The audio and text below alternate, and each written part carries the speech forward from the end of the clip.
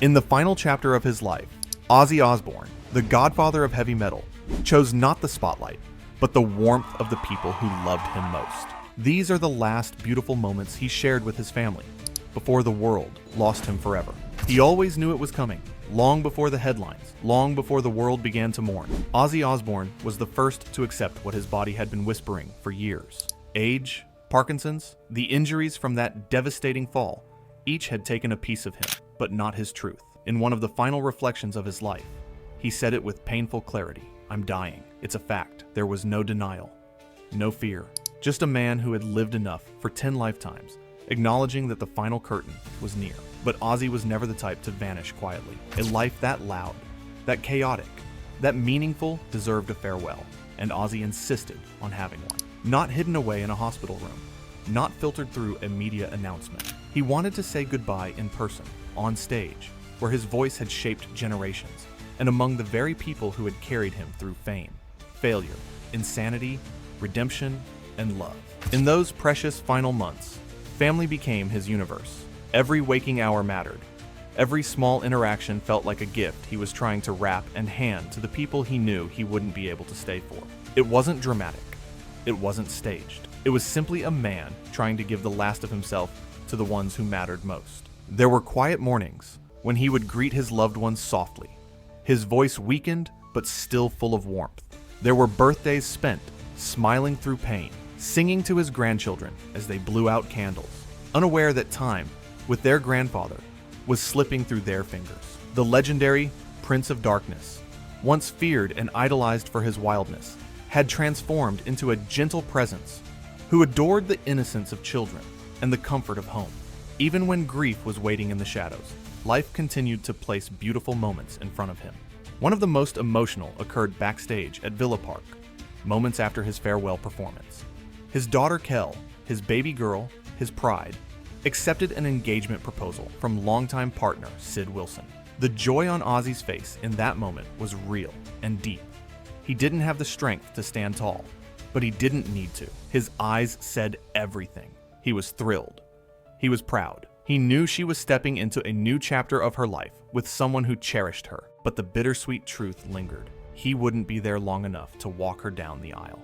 He knew it, and so did she. Yet somehow, that made the moment even more precious. Animals had always softened Ozzy's edges, even when the world saw him as larger than life. His home was filled with rescued cats and dogs, each one taken in with love by him and Sharon. He adored them, sometimes so much that he joked about forgetting their names. But one stood above the rest: Rocky, his beloved dog. Rocky was more than a pet. He was Ozzy's constant, his emotional shadow. Losing Rocky in August of 2024 shattered him in a way few understood. When Rocky passed, a piece of Ozzy went with him, leaving a quiet sadness that followed him into the final year of his life. Still, the love around him didn't fade. His children were always near, especially Kelly and Jack. Their bond wasn't just familial. It was a friendship forged from shared chaos, shared fame, shared healing. They grew up watching their father battle demons, defeat them, relapse, survive, fall, rise, and finally soften into the man they held onto during his last days. They respected him deeply, and Ozzy, in return, loved them with an intensity that surprised even him. Time with them wasn't a duty, it was his comfort. Ozzy was also a devoted grandfather. 10 grandchildren, 10 little lights in his life. They saw him not as the rock legend who shook the world with Black Sabbath, but as the gentle old man with the warm laugh and playful energy. He and Sharon spent hours playing with them, laughing with them, soaking in the last innocent moments that reminded him life had always been more than fame and chaos.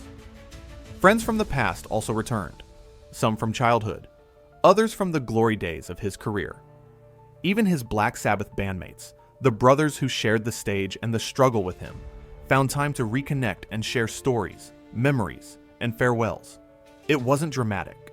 It wasn't staged for cameras. It was simply a musician revisiting the people who made him who he was. His final farewell show, held in his hometown of Birmingham and titled Back to the Beginning, became one of the most emotional nights of his life. He performed the songs that shaped his journey, Songs that carried the echoes of youth, rebellion, loss, and everything in between. When he sang, "Mama, I'm Coming Home," the crowd felt the weight of the moment. It wasn't just a performance. It was a goodbye letter written in music, delivered with trembling hands and a heart full of gratitude. He thanked his fans, choking back emotion, overwhelmed by the love they poured back at him. These weren't just fans. They were the people who had carried his legacy, forgiven his mistakes, celebrated his victories, and stayed with him through every storm. And in one final act of generosity, he donated all $190 million from that farewell show to charities close to his heart: Birmingham Children's Hospital, Acorns Children's Hospice, and Cure Parkinson's. It was a gesture that reflected not the wild rock star the media loved to portray, but the gentle man his family knew intimately, a man who had spent the last years of his life giving back to the world. Even as his body weakened, Ozzy kept creating. He painted, he expressed himself, and he even auctioned his artwork to help save chimpanzees. In the face of mortality, he chose compassion. Behind the scenes, the battle was harder. Parkinson's wasn't just a diagnosis. It was a thief. It stole his strength, his mobility, his independence. In May 2025, he spoke openly about how the illness pushed him into deep depression.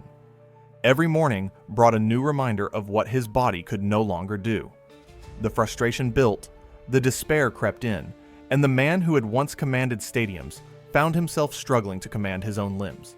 But Sharon, his partner of more than 40 years, the woman who stood by him through addiction, chaos, betrayal, forgiveness, and rebirth, never left his side. Their marriage had survived storms that would have ended most relationships. He had hurt her, frightened her, and disappointed her, but she stayed, not out of weakness, but out of love, a fierce, complicated, unbreakable love. And he knew it.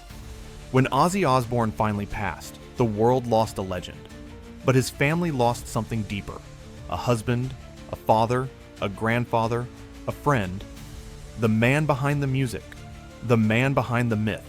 His legacy didn't end with death.